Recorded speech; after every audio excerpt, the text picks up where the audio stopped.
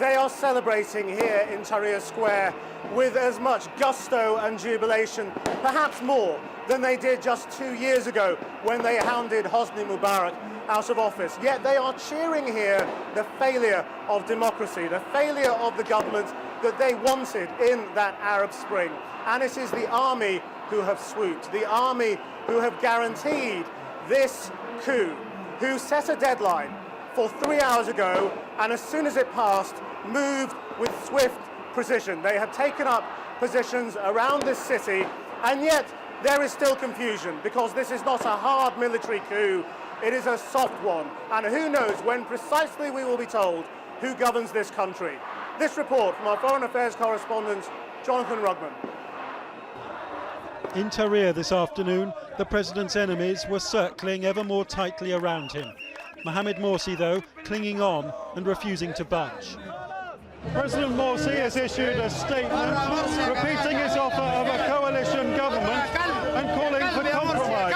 But compromise is not in the dictionary of these protesters. They want President Morsi gone. Every single one here in Egypt and every single one in his house is waiting for his resigning.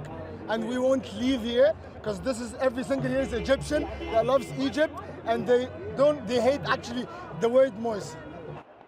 Then the jubilation of thousands as an army helicopter appeared. It was reported that Egypt's first democratically elected president was no longer allowed to leave the country, and that the army was deploying not just here but on the streets.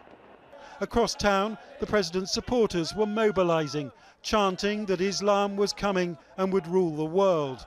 But tonight, army tanks were reported to be moving towards this demonstration. This morning, we watched as truckloads of police reinforced the headquarters of state television.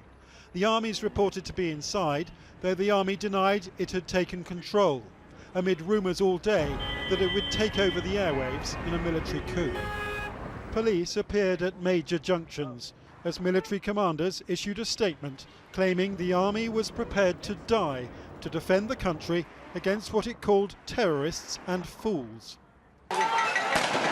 Around Cairo University last night, an explosion of political violence which left at least 23 dead and hundreds injured.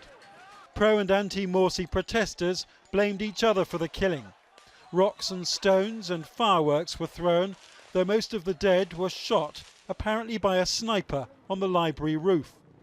This morning, the road past this hallowed hall of learning looked like a war zone, with local people setting up barricades to protect themselves from further attack, and showing us the bullet casings and the blood shed from the night before.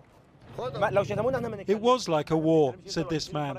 The Muslim Brotherhood will attack us again tonight because we shot back. Both sides are armed with clubs. This one was captured from a Morsi supporter, and written along it, "I'm going to die for the cause of God."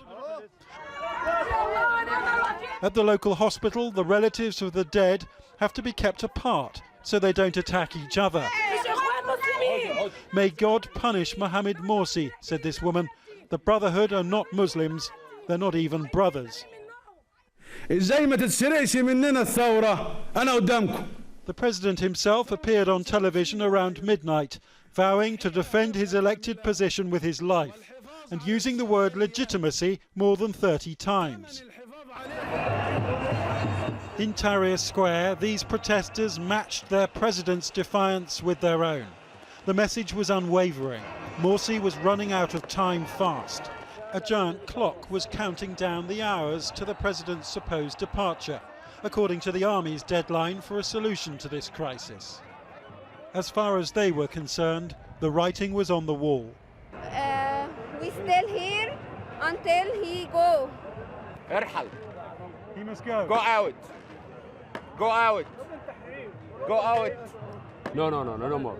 We will stay. We'll stay here in the square. We will keep to tell him to leave. We will not go anywhere. Nearby, these Morsi supporters gathered quietly round their radios as the president spoke to his bitterly divided country. The people in Tahrir are saying he must go. Let them say what they say. We chose him. It was very democratic. We went to the election. we choose him. We were 13 million. What is Mr. Morsi saying?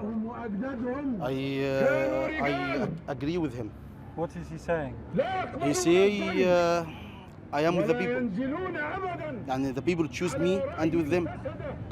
But tonight, the biggest country in the Arab world feels on the brink of a different choice.